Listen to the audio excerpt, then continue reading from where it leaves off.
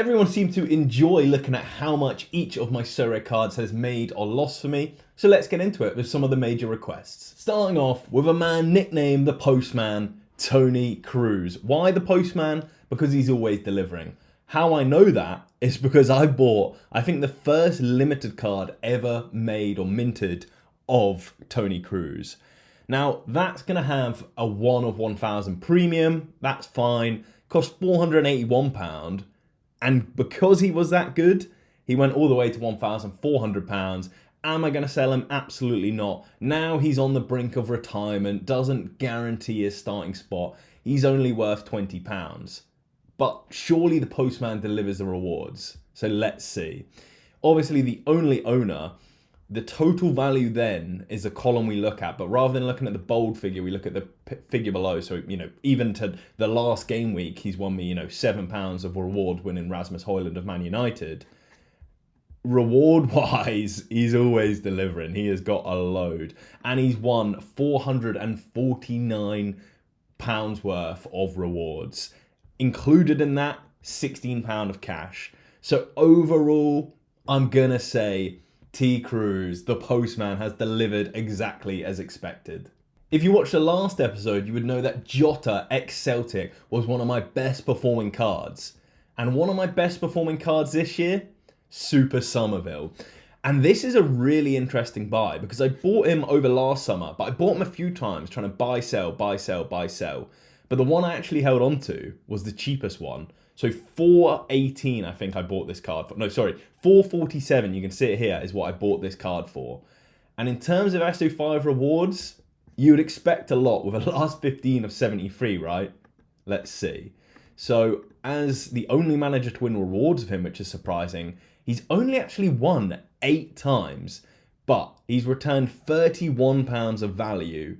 And given the fact I got him for £4.47, that's pretty decent. Then you add into the fact that if I was looking to sell him now, last sales at 72, the floors fell a bit today to about 60. So we're making a huge profit on Super Somerville, regardless of what happens next. But what about some players you didn't really think could achieve? Because I've never owned Hacken Çalhanoğlu of Inter. Because I thought a better value buy for slightly cheaper. Keep in mind, Hacken Çalhanoğlu is £530 in rare. Lorenzo Pellegrini, whose last sale today was £74. So not looking too strong to start with, but you have got to hold your hands up sometimes and just say, got that one wrong. And I think the Çalhanoğlu versus Pellegrini one might have gone a bit wrong, but let's see, how much did I actually buy him for? Firstly, I spent £42 to get the new season version, which gets me some more XP. But otherwise, it's just one of those wild trade deals where I got a better valuation on the day, somehow against Pavel Trader.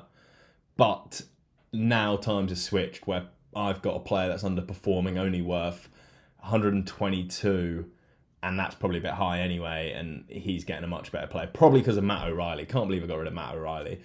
But regardless, it's all about what they've won in that time period. Playing in rare with not a huge average, but always consistently playing for the last season and a half, I'm expecting a couple of thresholds. So he's won £45 of thresholds, which seems very low. So maybe he hasn't been hitting many thresholds. Well, 217 overall, £45 per player. So £45 for him, £200 in rewards. Now, when you consider I was playing, close to £1,000 for him, obviously underperforming, a big L for Lorenzo Pellegrini, unfortunately. Right, now I know what you're all thinking.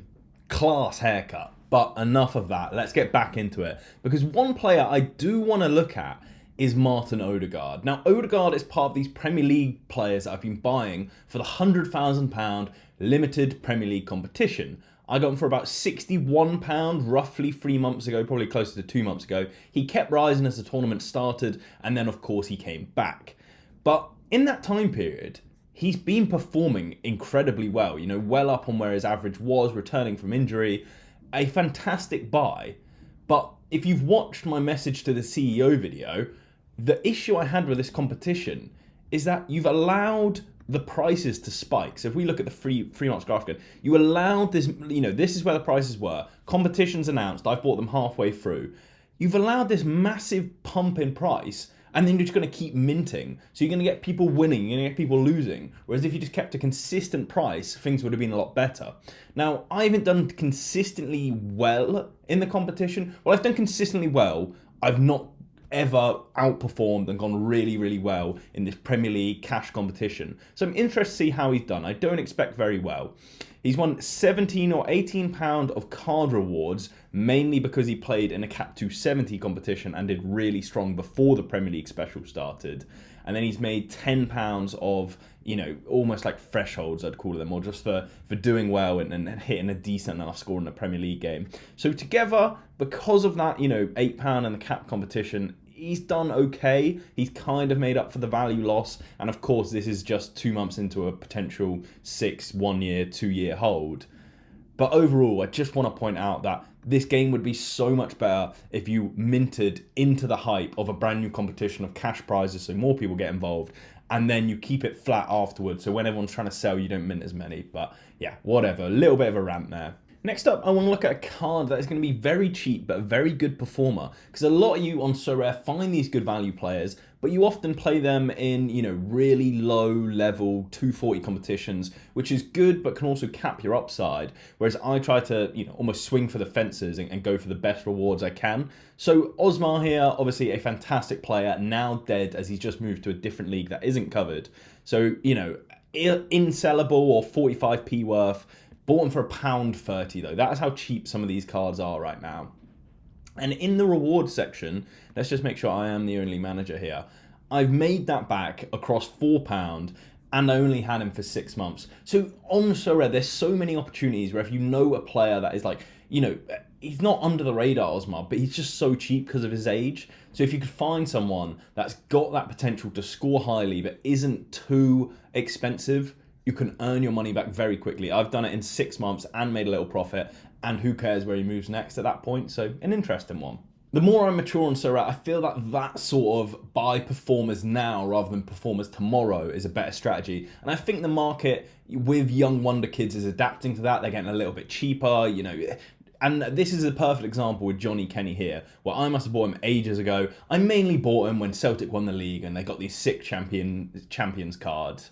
But I also thought, you know, at his age, he's going to be a wonder kid someday. He's going to do something. So we paid a price premium for the collectability of it, and we spent £12.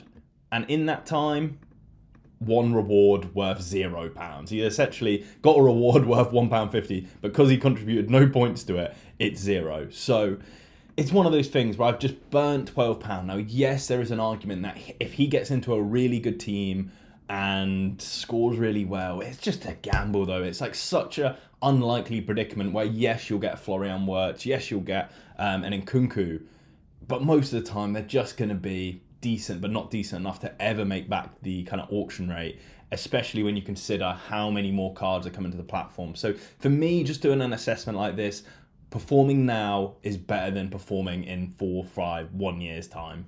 But just because players are young doesn't mean they aren't fantastic Sorare cards that are performing well now.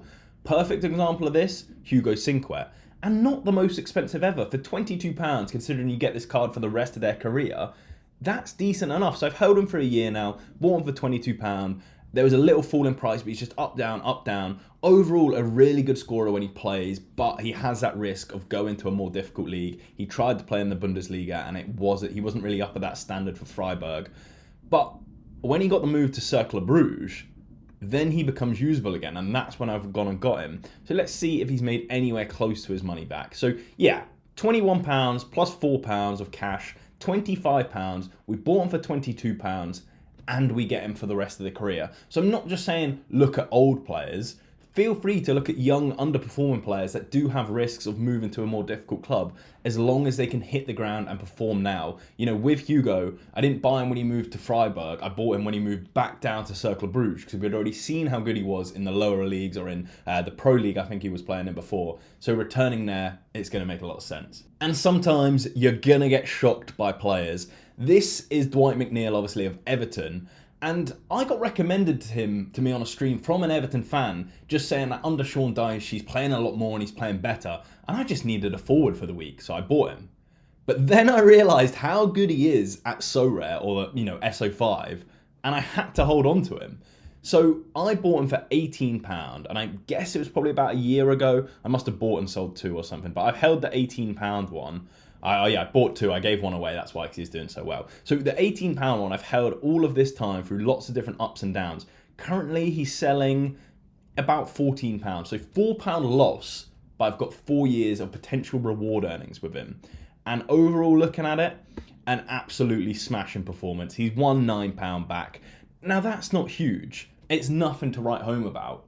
But it just shows, if you know your niches, if you know a club and you know, okay, well, this guy's going to get more minutes under this manager and perform better than he has done before, there's so many opportunities in this market. I just feel people are too often just going to Sorare data, looking at the last averages, and they're going, oh, well, I like a high average player. But it's like, but what's the next average going to be? What's the average going to be a year down the line or 2 years down the line?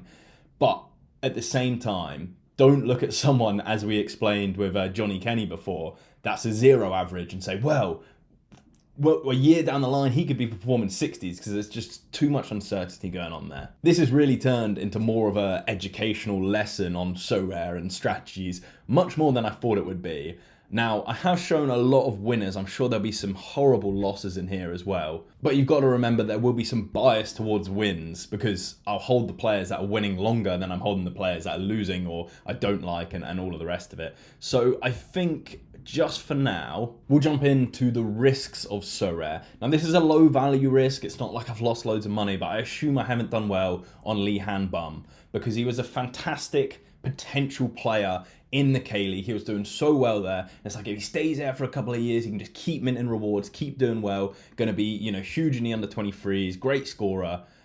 And he's just gone down. He's at Midtjylland, so he's sitting on the bench. I think he's got 1 minute where he got an assist, which is annoying if you were wanting him to be a starter. But yeah, he's just one of those cards where it's like, go and get him. Go and get him. He's so good. And then he moves clubs and he's no longer got that utility on Sorare. So that could be £5, that could be £50, that could be £500. But what's happened is he's yielded nothing because of a bad move, and that's the risk that you're going to take. One card we didn't look at in the last episode, Vinicius Jr. Now, I'm expecting this to be a massive win. Oh, I bought him for a lot more than I thought. £158 must have been 2 years ago now. And I'm not going to say I went out and scouted Vinicius Jr. before anyone knew him, but I got him a lot cheaper than everyone else was paying for him for absolutely years. And why I went out and got Vinicius is because I was just watching him at Real Madrid, and he was transitioning from this kid that didn't really live up to the hype to this kid that was about to blow up and absolutely be the hype. I think that's the best part of Sorare, when you're scouting, up and coming or some of the best young players in the world. And some people have the opinion that they're going to be awful, and some people have the opinion that they're going to absolutely fly, and you're on the right end of the decision. Well, let's see. £158, currently £90 due to the injury and other stuff. So £60, £70 we need to make up in value if he's going to do well. Oh, there's a lot of rewards. This guy. I love Vinny, man. 733. Overall, in the teams he's been in, it's yielded £3,500 of cards and £80 of cash. Wild. Absolutely wild. So even though the prices on Sorare have gone down over the last year and a half, we're still able to make a fantastic yield on good buys like Vinicius Jr. I even went and got another one, and I did give one away recently in my last video. Our final player to look at today is going to be Mohamed Simakan, because recently he's fell in price fairly substantially, but he's still keeping his starting spot. At the start of 2023, he was going for about £1,800. So by the time he had fell down to prices of 600 or 550, I thought that was my perfect time to pick him up. And I managed to pick him up in a trade deal. Now, this is a trade deal to get the new version. JR Duke really helped me out, so thank you to him. And this is the original version, where the cash and averages, it was a straight cash swap, essentially, of £500. I added a nothing player. I think I just didn't want the dot on the graph because I was getting what I considered a really good deal. So for £500, I got a player that I thought would absolutely be a great value buy, because, like I said, historically, within 4 to 6 months ago, he was going for £1,800. I was getting for £500, what I considered a 1,300% discount. And he's still about £500, last sale 455, so roughly maybe £50 loss, maybe £50 gain. Tough to say with the super rare markets because they're a little bit liquid. But the only reward he's won is Armin Gigovic. Now, that should have been a fantastic reward, worth a lot more than that. But he's made £84 back, so he's about level. But why I bring him up is because it's one of those where you can be absolutely certain that this kid's going to fly. Like, this is the best deal. And maybe it doesn't turn out that way. What does annoy me is I did get £1,000 offer. I think this guy was going to buy mine for 1,000 or something like. Maybe one of the other guys was going to buy it for 1,000, and I was like, yes. And then someone of the other holders offered it for 960, and then he took the 960, of course. And I was just like, so close. But again, the risk of Simakan next couple of years, is he going to be performing? Now, I can't really sell him because I've got the collectability and the whole Leipzig stack, but yeah, it's just a really interesting one. Let me know if you want to see cards for the future, because it's easy to see looking back, like, okay, well, this guy was the best player, this guy was really bad, but I think what most of you probably want to know is, well, who's going to do well in the future, at least in my opinion. So if you want to see that video, let me know in the comments, otherwise I'll keep it to myself, just do some scouting on my own. If you enjoyed the video, drop a like on the video. If you want to see my 2023 recap in one of the craziest years, go and check this out. I really enjoyed making that video. But besides that, all the best to you. Cheers.